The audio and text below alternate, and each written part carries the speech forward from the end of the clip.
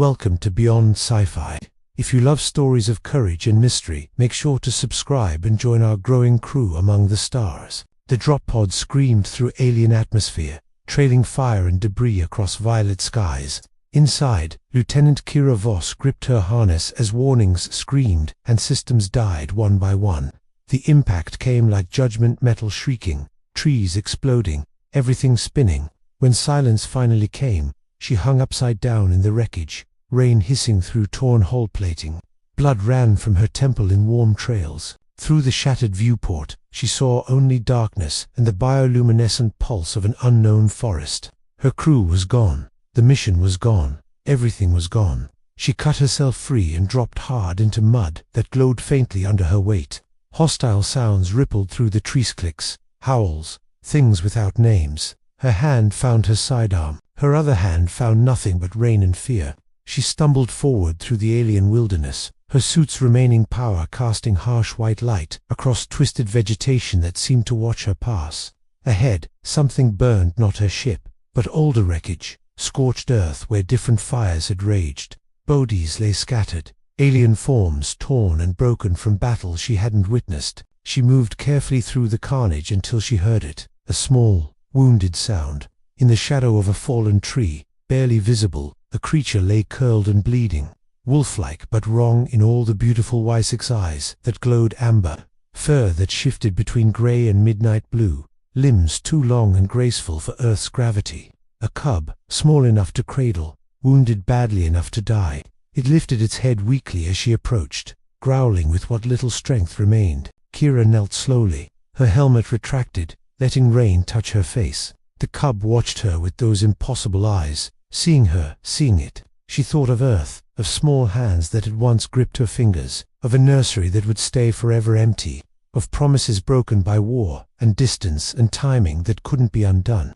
Her hands moved without permission from her tactical mind, reaching for the creature that should terrify her. "Mine," she whispered, and the word came out like prayer, like declaration, like the only truth she had left. She lifted the cub against her chest, and it didn't fight. Its blood was copper-bright against her armor.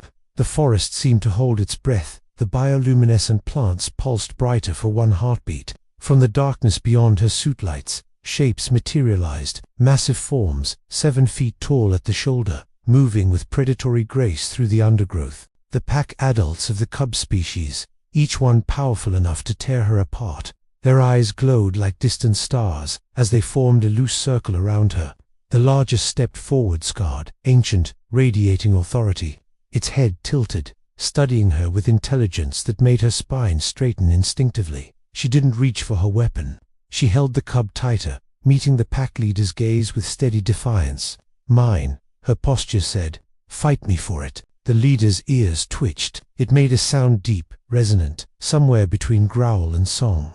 The others responded in chorus. Then they simply watched, unmoving, as she backed toward the shelter of a rock overhang. The cub's heartbeat rapid against her ribs. Memory came in fragments as she worked to save the cub's life. Flashes of Earth, her daughter's face, 3 years old, laughing. The deployment orders. The promise to return.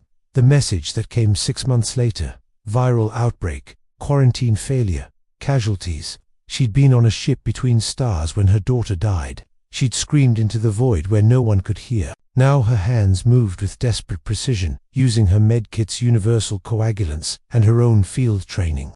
The cub whimpered but let her work, those amber eyes never leaving her face. Over days, it healed. Over weeks, it grew. She built shelter from her wrecked pod, created a fusion of human technology and scavenged alien materials. The cub, she called it nothing, refused to name it, because names invited loss followed her everywhere. It learned to bring her fruit that wouldn't poison her. She learned its sounds. The low chirp meant danger. The soft rumble meant contentment. The sharp bark meant come quickly. They hunted together, her weapon and its instincts. The pack watched always from the shadows, neither helping nor hindering. At night, the cub curled against her, and she whispered stories of Earth, while it made sounds like purring. The loneliness became something else, not gone, but transformed into purpose. She was a soldier without a mission, a mother without a child, an astronaut without a ship.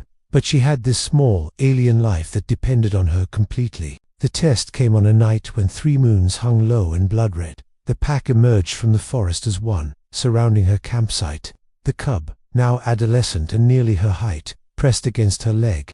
She stood slowly, hands visible but near her weapons. The pack leader approached until she could feel its breath, hot and smelling of copper and ozone. It lowered its head, bringing those glowing eyes level with hers. She understood somehow. Prove yourself or leave. She dropped to her knees, making herself small, vulnerable, wrapped her arms around the cub, and turned her back on the leader, exposing her neck. The universal language of trust, of pack, of this is mine and I will die before I abandon it. The leader's jaws closed gently around her shoulder knot, breaking skin, just pressure, just testing. She didn't flinch, didn't move, barely breathed. Time stretched infinite. Then the jaw released.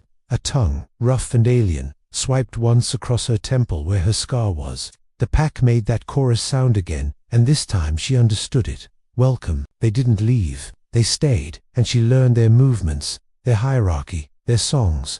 Her cub grew bold and strong, learning to hunt with the pack, while always returning to her side. She modified her armor further, inscribing alien symbols the pack leader taught her, patterns that meant protection and family. When the others came, a different species, all sharp edges and hunting technology, she was ready. They descended in ships that burned the forest, seeking to harvest the pack for their bioluminescent organs. Kira became what she'd been trained to be, a weapon, but not alone. She led the pack using tactics they instinctively understood, setting traps in the terrain she'd learned to read. Her cub fought beside her, now fully grown, all lethal grace and trust. They moved as one organism, human strategy, an alien instinct merged into something the hunters couldn't predict. The battle was brief and brutal. Bodies fell that weren't human, weren't from the pack. When the enemy ships retreated, Kira stood among her family, breathing hard, covered in blood that wasn't hers. In the quiet after, her cub, massive now, powerful, beautiful, lowered its head to her chest. She wrapped her arms around its neck, felt its triple heartbeat against her palms. Mine, she whispered again, and the word carried everything. Grief transformed, love reconstructed, purpose reclaimed. The pack howled in response, voices rising toward alien stars. Days later, the rescue ship came. Human voices called her designation over loudspeakers. She stood at the forest's edge, her pack behind her, and watched the ship hover. The pilot's confused questions crackled through her damaged comm. She pulled it free, let it fall. Her cub pressed against her side. The pack leader rumbled approval. Kira turned away from rescue, from Earth, from everything she'd been. She walked into the glowing forest, and the pack flowed around her like water, like family, like home. She had failed her mission, but she had found something the mission brief never mentioned: belonging. The trees pulsed with bioluminescent welcome as they disappeared into alien wilderness, and above them, the rescue ship eventually turned away, its questions unanswered, its lost soldier choosing to stay lost.